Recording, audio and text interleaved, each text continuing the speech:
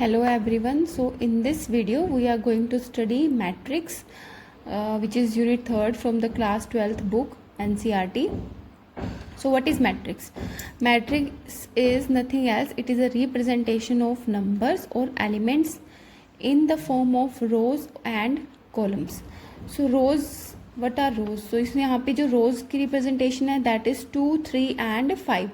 So यहाँ पे जो है ये representation होगी 4, 6 and 2 और 1, 4, 3 इज थर्ड रो। और इसको हम रिप्रेजेंट रोज को हम रिप्रेजेंट कैसे करते हैं? R1 यानी कि ये फर्स्ट रो है, R2 यानी कि ये हमारे पास क्या है?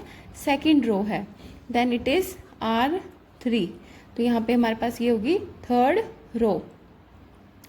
और अगर हम इस वे से देखें, हॉरिजॉन्टली देखें, तो ये क्या है? हमारे पास कॉलम्स की रिप्रेजेंटेशन है। ये हमारे पास क्या है? कॉलम्स हैं। तो कॉलम्स को रिप्रेजेंट करते हैं हम C1 से, C2 से एंड C3 से।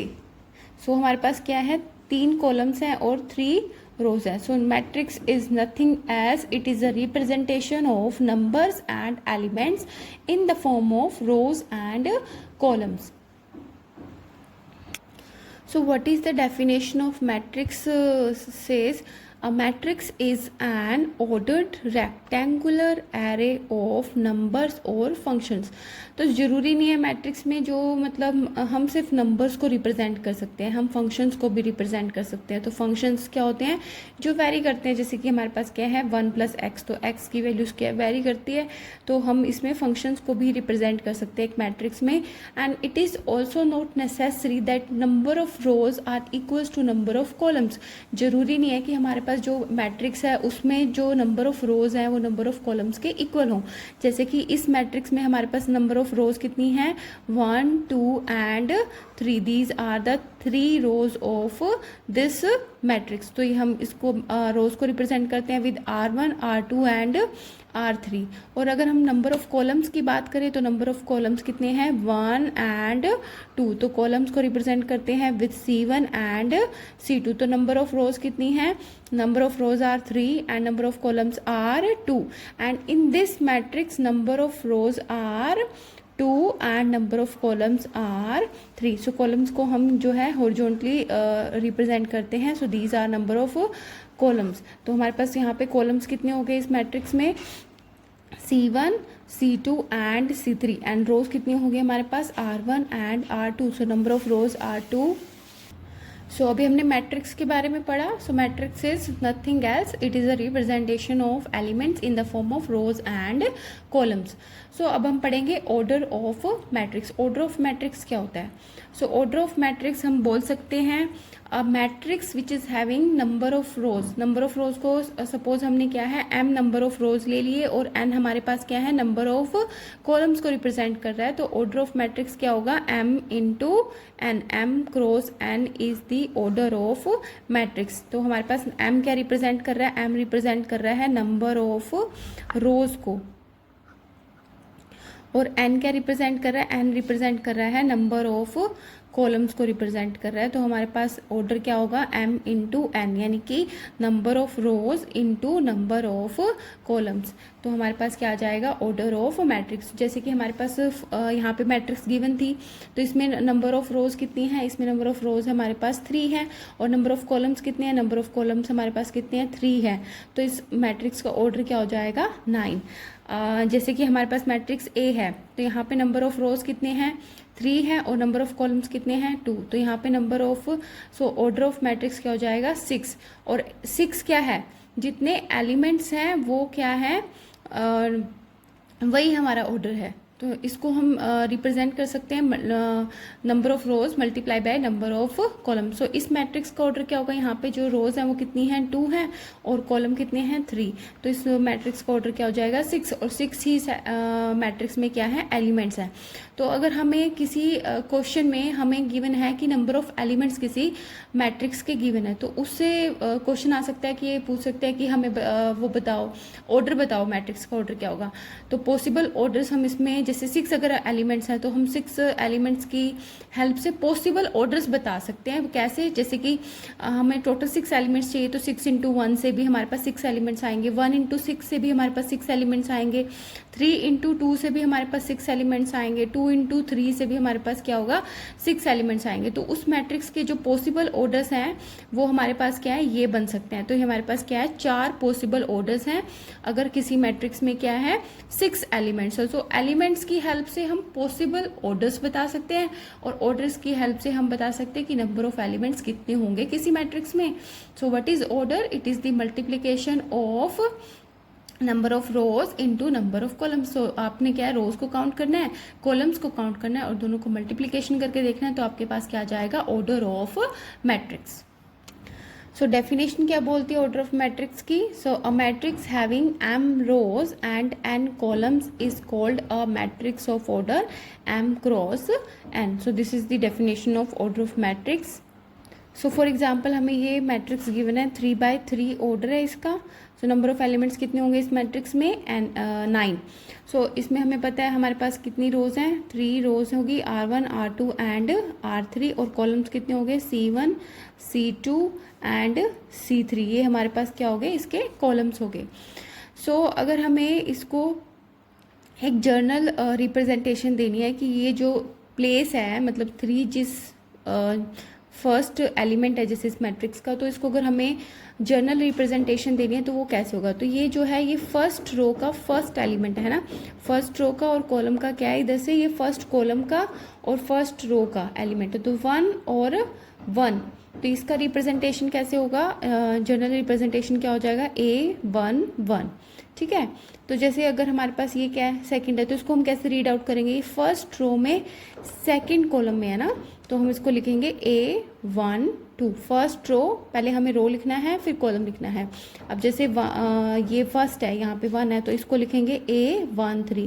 तो ये रीड आउट कैसे होगा कि फर्स्ट रो फर्स्ट कॉलम का फर्स्ट एलिमेंट हो गया, फर्स्ट रो सेकंड कॉलम से हम एलिमेंट ले रहे हैं, फर्स्ट रो और थर्ड कॉलम का एलिमेंट होगा। सेम वे से अब हमारे पास रो कौन सी है, सेकंड है, लेकिन कॉलम कौन सा है, फर्स्ट है। Second row second column, second row and third column. Same way से A3 1 हो जाएगा, बिकॉज यहाँ पे रो हमारे पास क्या होगी, थर्ड होगी, और A3 2 एंड A3 3। तो ये हमारे पास क्या हो गया, रिप्रेजेंटेशन हो गया। ठीक है, तो अब इस मैट्रिक्स को हम नाम दे सकते हैं A, I एंड J। तो I और J की वैल्यू हम जो है पुट करते रहेंगे। I रिप्रेजेंट कर रहा है यहाँ पे रो को, और J जो है रिप्रेजेंट कर रहा है वो हमारे पास कॉलम को रिप्रेजेंट कर रहा है। तो यहाँ पे I को पहले हमने 1 पुट किया, J को 1 पुट किया, फिर I को 1 पुट किया, J को 2 पुट किया, I को फिर 1 एंड J को हमने 3 पुट कर दिया। तो हम बोल सकते हैं, सो इस मैट्रिक्स का ऑर्डर भी कितना है, 3 एंड 3। तो 3x3 ऑर्डर की ये मैट्रिक्स है। सो हम मैट्रिक्स को इस तरीके से भी रिप्रेजेंट कर सकते हैं। सो एक जर्नल रिप्रेजेंटेशन क्या बनेगी मैट्रिक्स की, A, I, J and M cross N की। एंड मैट्रिक्स का ऑर्डर भी कुछ भी हो सकता है और उसमें नंबर ऑफ एलिमेंट्स भी मतलब डिफरेंट हो सकते हैं। सो this is the general representation for matrix of order M cross N। और A, I, J की वैल्यू हम पुट करते जाएंगे तो वहाँ से हमारे पास एलिमेंट्स आ जाएंगे।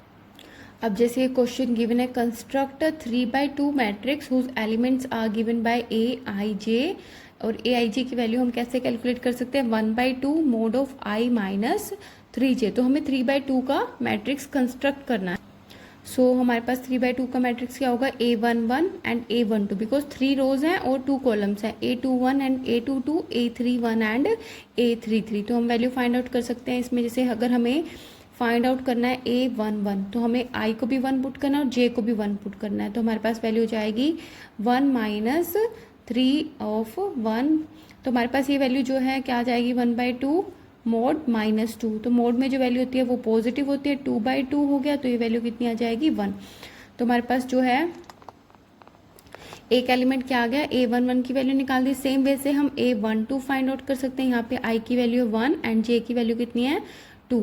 तो हम यहाँ पे पुट करेंगे 1 माइनस 3 इंटू में 2। सो मोड है और यहाँ पे सॉल्व करके क्या आ जाएगा, 1 माइनस 6। तो यहाँ पे हमारे पास वैल्यू आ जाएगी -5/2। सॉरी पॉजिटिव हो जाएगा बिकॉज मोड है। तो ये हमारे पास क्या आ जाएगी, A12 की वैल्यू। सेम वे से हम बाकी के एलिमेंट्स भी निकाल सकते हैं, A21, A22 and A31 and A32। तो हमारे पास 3/2 ऑर्डर की मैट्रिक्स आ गई, 1, 5/2, 1/2 एंड 2 एंड 0 एंड 3/2। सो इस तरीके से आप इस क्वेश्चन को सॉल्व कर सकते हैं। सो नेक्स्ट हम पढ़ेंगे टाइप ऑफ मैट्रिसेस, कि मैट्रिसेस के कितने टाइप होते हैं। अभी तक हमने पढ़ा मैट्रिक्स और ऑर्डर ऑफ मैट्रिक्स, अब हम पढ़ेंगे टाइप ऑफ मैट्रिक्स। तो फर्स्ट हमारे पास है कॉलम मैट्रिक्स। कॉलम मैट्रिक्स मतलब नाम से ही पता लग रहा है कि सिर्फ क्या होगा, कॉलम होगा, और वो कॉलम कितने होंगे, सिर्फ और सिर्फ एक कॉलम होगा, और बाकी क्या होंगी, रोज होंगी। रोज जो है नंबर ऑफ रोज 2 भी हो सकती है, 3 भी हो सकती है, 4 भी हो सकती है, लेकिन कॉलम क्या होगा उस मैट्रिक्स में, सिर्फ और सिर्फ 1 होगा। So matrix is said to be column matrix if it has only 1 column. अगर उसके अंदर जो है सिर्फ और सिर्फ एक ही कॉलम है, जैसे कि हमने एग्जांपल दिया हुआ है 0√3 - 1 एंड 1/2। तो यहाँ पे नंबर ऑफ रोज कितनी है, नंबर ऑफ रोज हमारे पास कितनी है, 4 है, बट कॉलम कितना है, तो कॉलम हमारे पास क्या है, सिर्फ और सिर्फ एक है। तो C1 है, तो हमारे पास ये क्या हो जाएगी, हमारे पास कॉलम मैट्रिक्स। और रोज कितनी है, 4, तो इसका ऑर्डर क्या होगा, number of rows multiply by number of column, 4 into में 1। तो सेकंड हमारे पास टाइप है दैट इज रो मैट्रिक्स। तो जैसे कॉलम मैट्रिक्स में एक कॉलम था, तो उस मैट्रिक्स को हम बोलते हैं कॉलम मैट्रिक्स। रो मैट्रिक्स में नंबर ऑफ रोज कितना होंगी, 1 होगी, और नंबर ऑफ कॉलम्स कितने भी हो सकते हैं, 2, 3, 4 and 5।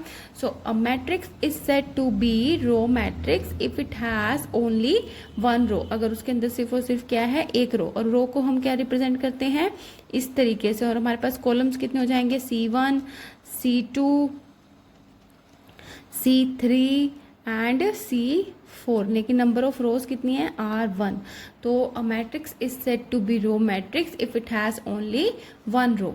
Now let's move on to the square matrix. Square matrix क्या होती है, स्क्वायर हमारे पास क्या हो जाएगा, matrix in which the number of rows are equal to the number of columns, that is said to be a square matrix. तो उसको हम बोलेंगे स्क्वायर मैट्रिक्स। जैसे हमारे पास क्या है, नंबर ऑफ रोज क्या होंगे, नंबर ऑफ कॉलम से इक्वल होंगी। हम रोज को जो रिप्रेजेंट करते हैं with the help of m, और कॉलम को रिप्रेजेंट करते हैं with the help of n। तो हमारे पास m इज इक्वल टू क्या हो जाएगा, n। हमें एक एग्जांपल भी लेके देखा हुआ है, 4, 6, 2, 1, 4, 5 - 1, 0, 2।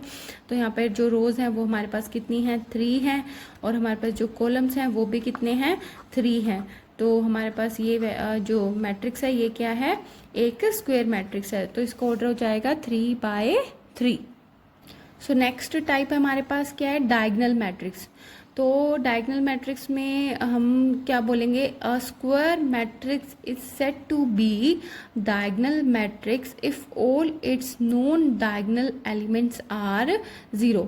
एक मैट्रिक्स के अंदर डायगोनल एलिमेंट्स कौन से होते हैं, जो हमारे पास क्या होते हैं, जहाँ पे i और j क्या होता है, इक्वल होता है। जैसे कि इस मैट्रिक्स को अगर हम जनरली रिप्रेजेंट करते हैं aij से, तो ये जो हमारे पास वैल्यू होती है, ये हमारे पास A11 होती है, ये वैल्यू होती है A12, और ये A21 और A22। तो I और J इक्वल होने का मतलब क्या है, यहाँ पे 1 1 है, I और J इक्वल है, यहाँ पे 2 2 है, तो यहाँ पे भी I और J क्या है, इक्वल है। तो मैट्रिक्स में डायगोनल एलिमेंट्स वो होते हैं when I is equal to J। So a square matrix is said to be diagonal matrix if all its non diagonal elements are 0। Non diagonal elements क्या होंगे, जो भी बाकी बचे के एलिमेंट्स हैं, तो वो हमारे पास 0 होंगे, सिर्फ और सिर्फ डायगोनल पे वैल्यू होगी, तो उसे हम डायगोनल मैट्रिक्स बोलते हैं। जैसे कि हमने एक कॉमन रिप्रेजेंटेशन लिया aij m क्रॉस n, उसका ऑर्डर है is said to be diagonal matrix if aij is 0 when i is not equal to j। i is not equal to j मतलब जैसे कि यहाँ पे i 1 है तो j 2 है, तो ये वाला जो एलिमेंट होगा इसकी वैल्यू क्या होगी, 0 होगी। तो ये वाला वैल्यू जो होगा ये भी 0 होगा, सिर्फ और सिर्फ डायगोनल्स पे वैल्यू होगी, तो उसे हम बोलते हैं डायगोनल मैट्रिक्स। नेक्स्ट हमारे पास टाइप है स्केलर मैट्रिक्स।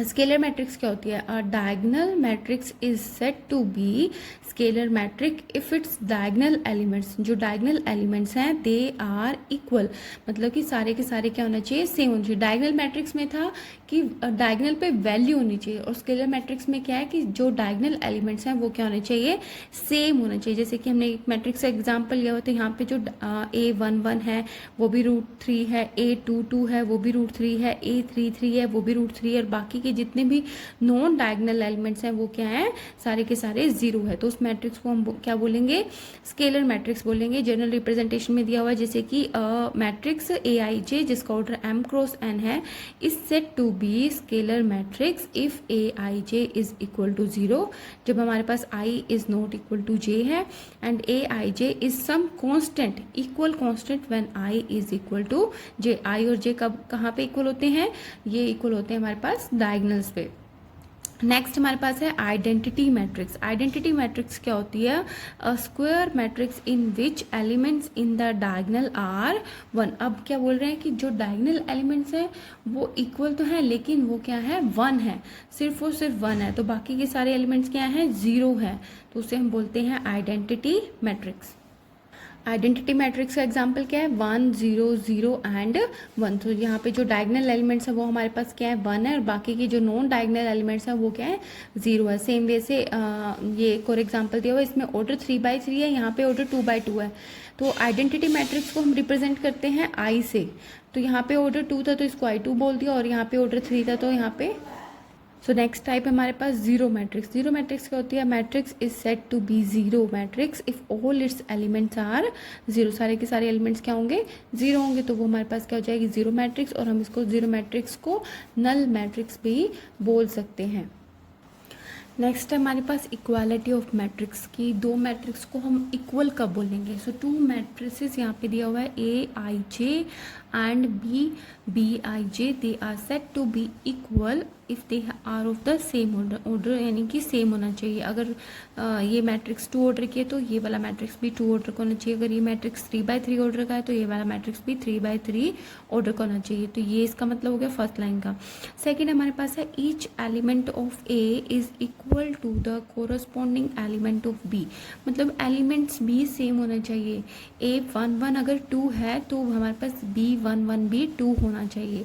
तो जैसे हमने यहाँ पे एग्जांपल दिया हुआ है कि 2 3 0 1, यहाँ पे एक मैट्रिक्स हो गया, और B 2 3 0 1, तो यहाँ पे दोनों का ऑर्डर कितना है, 2/2 ऑर्डर की मैट्रिक्स है, और यहाँ पे एलिमेंट्स क्या हैं, दोनों के सेम है, तो ये दोनों इक्वल मैट्रिक्स हैं।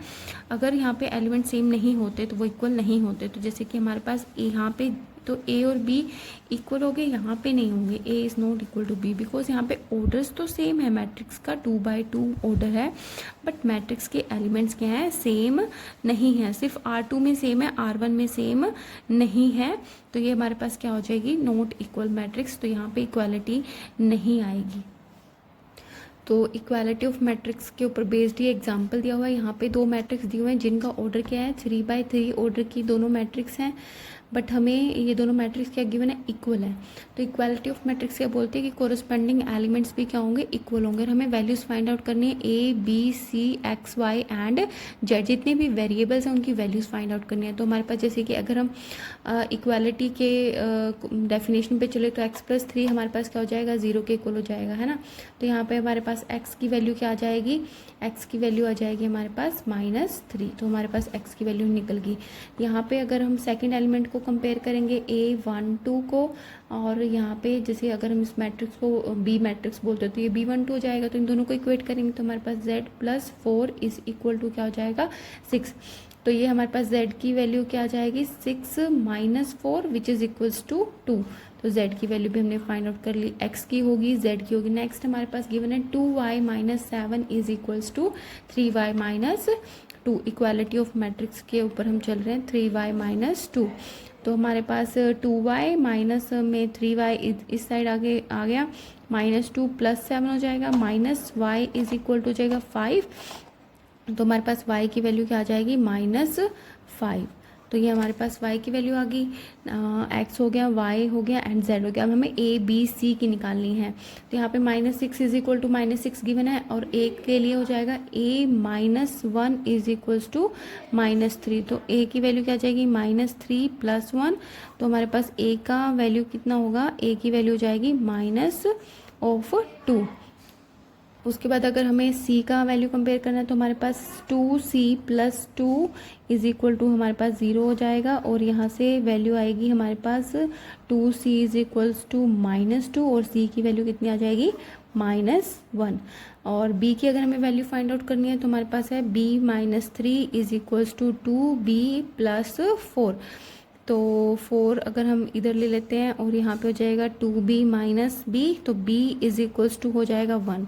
तो हमने जो है सारी की सारी वैल्यूज़ फाइंड आउट कर ली इक्वालिटी ऑफ मैट्रिसेस की हेल्प से। सारे के सारे कोरस्पॉन्डिंग एलिमेंट्स को हमने कंपेयर किया। यहाँ से x का वैल्यू -3, z का 2, y का -5 और a का आया है -2, c का आया है -1 और b की वैल्यू कितनी आई है 1। तो ये हो गया solve. So next we will study the operation on matrices. So the first operation on matrices is the addition of matrices, कि हम दो मैट्रिक्स को क्या कर सकते हैं, ऐड कर सकते हैं। फॉर एग्जाम्पल जैसे कि हमें ए और बी दो मैट्रिक्स दिए हुए हैं, तो हमें क्या करना है a+b फाइंड आउट करना है। तो इस चीज़ में हमें एक चीज़ का ध्यान रखना है कि हम दो मैट्रिक्स को तभी ऐड कर सकते हैं जब उनका ऑर्डर क्या होगा, सेम होगा। जैसे कि जो मैट्रिक्स है इसमें नंबर ऑफ रोज कितने हैं, 2 हैं, नंबर ऑफ कॉलम्स कितने हैं, 3 हैं, तो ऑर्डर क्या हो गया 2 × 3। तो सेम वे से जो हमारे पास मैट्रिक्स बी है, तो यहाँ पे भी नंबर ऑफ रोज कितने हैं, 2 हैं, और नंबर ऑफ कॉलम्स कितने हैं, 3 है। तो इसका मैट्रिक्स का ऑर्डर क्या हो गया 2/3 है, 2 × 3। तो ऑर्डर क्या है दोनों मैट्रिक्स का, सेम है। तो हम एडिशन भी तभी कर सकते हैं बिकॉज जो मतलब कि फर्स्ट एलिमेंट है वो सेकंड मैट्रिक्स के फर्स्ट एलिमेंट में ऐड होगा, कॉरस्पॉन्डिंग एलिमेंट में ऐड होगा। अगर एक एक्स्ट्रा रो अगर यहाँ पे होती तो हम क्या किस में ऐड करते उसको, वो ऐड नहीं हो सकती थी। तो a+b क्या होगा √3। पहले तो हमने दोनों वैल्यूज पुट कर लिए, तो हमारे पास a+b क्या आएगा, हमारे पास a+b आएगा √3 + 2 हो जाएगा, 1 + √5 हो जाएगा, और उसके बाद -1 और +1 को अगर हम ऐड करेंगे तो यहाँ पे 0 हो जाएगा बिकॉज एक माइनस में है और एक प्लस में है। 2 है यहाँ पे प्लस और यहाँ पे -2 है, तो ये वैल्यू भी क्या हो जाएगी 0 हो जाएगी। और अगर हम 3 को 3 में ऐड करेंगे तो ये वैल्यू आ जाएगी 6, और 0 को 1/2 में ऐड करेंगे तो यहाँ पे क्या आ जाएगा 1/2। तो ये हमारे पास क्या आ गया, एडिशन करके आ गया। तो एडिशन हम दो मैट्रिक्स का कर सकते हैं, बट दोनों मैट्रिक्स का ऑर्डर क्या होना चाहिए, सेम होना चाहिए। तो एडिशन करके जो मैट्रिक्स आई है उसका ऑर्डर भी क्या है 2 × 3 because number of rows are 2 and number of columns are 3। So second operation जो हम मैट्रिक्स पे लगा सकते हैं that is multiplication of matrix. अब मैट्रिक्स को दो मैट्रिक्स को एक साथ भी मतलब आपस में भी मल्टीप्लीकेशन हम उनका कर सकते हैं, लेकिन हम जो है मैट्रिक्स को एक कांस्टेंट के साथ भी मल्टीप्लीकेशन कर सकते हैं। जैसे कि हमारे पास यहाँ पे दिया हुआ है 2 × कंप्लीट मैट्रिक्स जिसका ऑर्डर कितना है, number of rows are 3 and number of columns are 2, so order is 3/2। तो अगर कांस्टेंट से अगर मैट्रिक्स को मल्टीप्लाई करना है तो ये जो कांस्टेंट है वो ईच एलिमेंट से मल्टीप्लाई होगा। तो यहाँ पे हमारे पास आंसर क्या आ जाएगा 2, 4, 8, 12, 6 एंड 4। तो हमारे पास जो है नई मैट्रिक्स आ जाएगी। जब हमने किसी कांस्टेंट से मल्टीप्लाई करना है तो वो हर एक एलिमेंट से मल्टीप्लाई होगा। तो मल्टीप्लिकेशन के बाद हमारे पास क्या आ जाएगा मैट्रिक्स 2, 4, 8, 12 एंड 6, 4। तो यहाँ पे नंबर ऑफ रोज हैं 3 और नंबर ऑफ कॉलम्स कितने हैं 2, तो इसको ऑर्डर होगा 3/2। Next operation is negative of a matrix. हम एक मैट्रिक्स के आगे जो है नेगेटिव साइन का भी अप्लाई कर सकते हैं। तो उससे क्या होगा, सारे एलिमेंट्स के जो साइंस है वो अपोजिट हो जाएंगे। जैसे कि हमने -a किया, तो -a का मतलब है कि हम a को -1 से मल्टीप्लाई करें। तो जो a के एलिमेंट्स है जैसे 3, तो उसको हम -1 से मल्टीप्लाई करेंगे तो क्या आ जाएगा -3 आ जाएगा। -1 को 1 से मल्टीप्लाई करेंगे तो -1 आ जाएगा। -1 को -5 से मल्टीप्लाई करेंगे तो +5 आ जाएगा बिकॉज माइनस प्लस होता है। -1 को x से मल्टीप्लाई करेंगे तो हमारे पास क्या जाएगा -x हो जाएगा। बेसिकली साइन क्या हो जाएंगे, सारे के सारे चेंज हो जाएंगे। नेक्स्ट ऑपरेशन है डिफरेंस ऑफ मैट्रिक्स। जैसे हमने एडिशन किया था वैसे ही हम मैट्रिसेस का भी डिफरेंस भी कर सकते हैं, लेकिन क्या है कंडीशन क्या है, ऑर्डर क्या होना चाहिए हमारे पास सेम होना चाहिए। तो 2/3 का मैट्रिक्स है, ये भी 2/3 का मैट्रिक्स है। सो लेट्स ट्राई करते हैं इसको डिफरेंस करने की कोशिश करते हैं। तो हमारे पास क्या होगा 1 - 3 हो जाएगा, 2 यहाँ पे भी माइनस और यहाँ पे भी माइनस, तो ये हो जाएगा 2 + 1, 3 - 3 हो जाएगा। तो यहाँ पे है 2 माइनस का साइन और माइनस का साइन क्या हो जाएगा, प्लस हो जाएगा, तो 2 + 1 हो जाएगा। 3 -0 हो जाएगा, 3 - 0, नेक्स्ट 1 - 2, तो हमारे पास 1 - 2 आ गया। तो इससे हमारे पास मैट्रिक्स क्या आएगा रिजल्ट में, -2, 3, 0, 3, 3 एंड -1। तो ये हमारे पास क्या आ जाएगा, दो मैट्रिक्स का डिफरेंस आ जाएगा और ये मैट्रिक्स का ऑर्डर भी क्या रहेगा, सेम रहेगा, 2/3 ऑर्डर। तो हमारे पास मैट्रिक्स का डिफरेंस करना हो, एडिशन करना हो, तो दोनों मैट्रिक्स का क्या होना चाहिए, ऑर्डर सेम होना चाहिए, डिफरेंस नहीं होना चाहिए। नेक्स्ट जो सबसे यूजफुल ऑपरेशन है, मल्टीप्लिकेशन ऑफ टू मैट्रिसेस। दो मैट्रिक्स का मल्टीप्लाई हमें अगर करना है तो इस चीज़ में जो हमें बात याद रखनी है वो है the product of two matrices A and B is defined if the number of columns of A is equal to the number of रोज।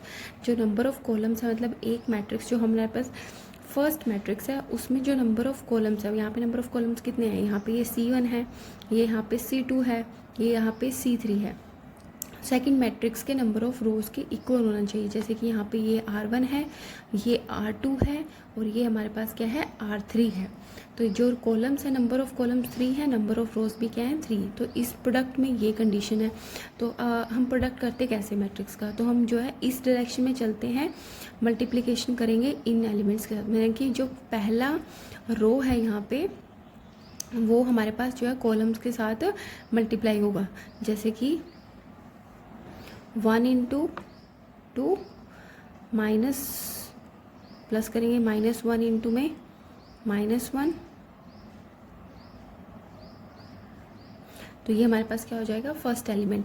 अब पूरा का पूरा रो जो है पूरे के पूरे कॉलम के साथ क्या होगा, मल्टीप्लाई हो जाएगा। 1 × में 7, -1 × में 1, प्लस 2 × में -4।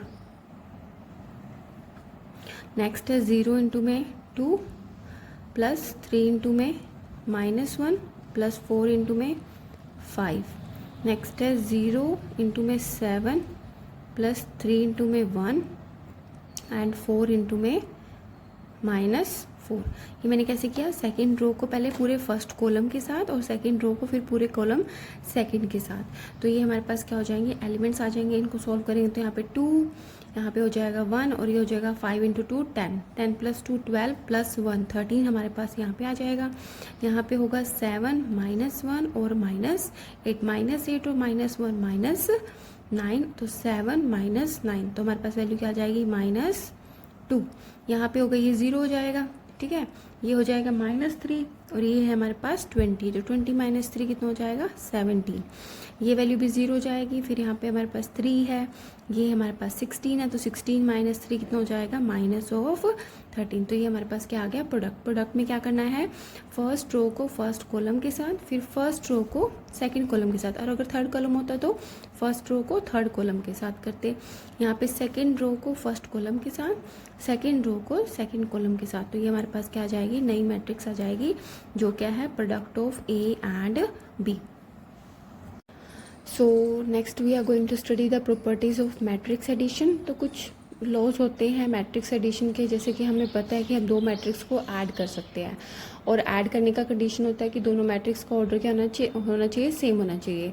तो कुछ लॉज हैं जो मैट्रिक्स एडिशन फॉलो करता है, जैसे कि अगर हम दो मैट्रिक्स को A + B को ऐड करते हैं तो वो B + A के इक्वल होगा, जिसे हम बोलते हैं कॉम्यूटेटिव लॉ। तो सिंपल है, जैसे कि हम 1 + 2 करते हैं तो 3 आएगा, और 2 + 1 करेंगे तब भी 3 आएगा। तो सेम वे से मैट्रिक्स में भी यही है, A + B करेंगे तो भी जो मैट्रिक्स बनेगा और B + A करेंगे जो मैट्रिक्स आएगा वो दोनों क्या होंगी, सेम होंगी। आप इसको ट्राई करके भी देख सकते हो। उसके बाद है एसोसिएटिव लॉ। एसोसिएटिव लॉ बोलता है 3 मैट्रिक्स के ऊपर हम इस लॉ को लगाते हैं। जैसे कि अगर हमने फर्स्ट 2 मैट्रिक्स को ऐड किया, A + B को ऐड किया और उसके बाद उसमें C ऐड किया, ठीक है, या फिर हमने B + C को हमने पहले ऐड किया और उसके बाद A को ऐड किया, तो वो वैल्यू क्या होगी, सेम आएंगी। तो आप इसको भी ट्राई करके देखना। उसके बाद है एग्जिस्टेंस ऑफ एडिटिव आइडेंटिटी। अब एडिटिव आइडेंटिटी क्या होती है कि हम जब भी मैट्रिक्स में कुछ ऐड करें तो वो हमारे पास सेम मैट्रिक्स आ जाए, है ना। तो जैसे कि तो एडिटिव आइडेंटिटी जो है मैट्रिक्स क्या होगी, इसमें नल मैट्रिक्स होती है या ज़ीरो मैट्रिक्स हम उसको बोल सकते हैं। जैसे कि अगर हम ए में नल मैट्रिक्स को ऐड करेंगे तो हमारे पास क्या आएगा, फिर से ए ही आ जाएगा। तो हमारे पास एडिटिव आइडेंटिटी क्या है, इज़ नल मैट्रिक्स या फिर हम बोल सकते हैं ज़ीरो मैट्रिक्स, ठीक है। Existence of additive inverse, additive inverse का मतलब होता है कि जब हम कुछ वैल्यू ऐड करें तो हमारे पास आंसर में क्या आना चाहिए, नल मैट्रिक्स आना चाहिए, ज़ीरो मैट्रिक्स आना चाहिए। तो एडिटिव इन्वर्स होता है माइनस ऑफ ए। तो ऑब्वियस ही बात है, अगर हम 2 में -2 ऐड करते हैं तो हमारे पास वैल्यू क्या आएगी, ज़ीरो आएगी। तो सेम वे से मैट्रिक्स में भी क्या करेंगे, अगर हम माइनस ऑफ ए ऐड करेंगे तो हमारे पास वैल्यू क्या आएगी, नल मैट्रिक्स या फिर ज़ीरो मैट्रिक्स आएगी। So this is the fourth property of matrix addition. Additive inverse exist करता है। एडिटिव आइडेंटिटी हमारे पास होती है नल मैट्रिक्स या ज़ीरो मैट्रिक्स। एसोसिएटिव लॉ बोलता है कि अगर हम ए प्लस बी को ऐड करते हैं उसके बाद सी ऐड करते हैं, या फिर बी प्लस सी को पहले ऐड करते हैं या उसमें ए ऐड करते हैं, तो वैल्यू क्या आएगी, इक्वल आएगी। नेक्स्ट है properties of multiplication of matrices. तो जैसे मैट्रिक्स एडिशन की प्रॉपर्टीज़ थी, ऐसे ही मल्टीप्लिकेशन ऑफ मैट्रिसेस की भी प्रॉपर्टीज़ हैं कि अगर हमने एसोसिएटिव लॉ एग्जिस्ट करता है, इसमें कॉम्यूटेटिव लॉ एग्जिस्ट नहीं करता, किसी किसी पर्टिकुलर केस में एग्जिस्ट करेगा। ए इंटू बी ज़रूरी नहीं है कि बी इंटू ए के इक्वल हो। तो उसके बाद एसोसिएटिव लॉ बोलता है कि अगर हम दो मैट्रिक्स को पहले मल्टीप्लाई करते हैं उसके बाद थर्ड मैट्रिक्स मल्टीप्लाई करते हैं, या फिर बी और सी को पहले मल्टीप्लाई करते हैं आपस में और उसके बाद ए मल्टीप्लाई करते हैं, तो वो क्या होगी, वैल्यू इक्वल होगी।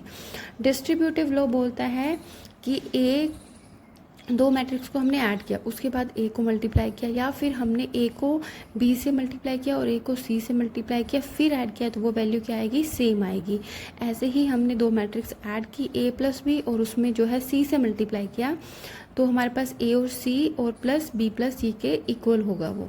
Existence of multiplicative identity, multiplicative जैसे एडिटिव आइडेंटिटी हमारे पास नल मैट्रिक्स थी और ज़ीरो मैट्रिक्स थी, सेम वे से मल्टीप्लिकेटिव आइडेंटिटी हमारे पास क्या होगी, आइडेंटिटी मैट्रिक्स। यानी कि ए के साथ जब हम आइडेंटिटी मैट्रिक्स को मल्टीप्लाई करेंगे तो हमारे पास क्या आएगा, फिर से ए मैट्रिक्स ही आ जाएगा। और मल्टीप्लिकेशन हमने करके भी देखी, तो मल्टीप्लिकेशन करते कैसे हैं, मल्टीप्लिकेशन करते हैं first row with first column, first row with second column, second row with first column and second row with second column. तो ये मल्टीप्लिकेशन करके दिखाया हुआ है।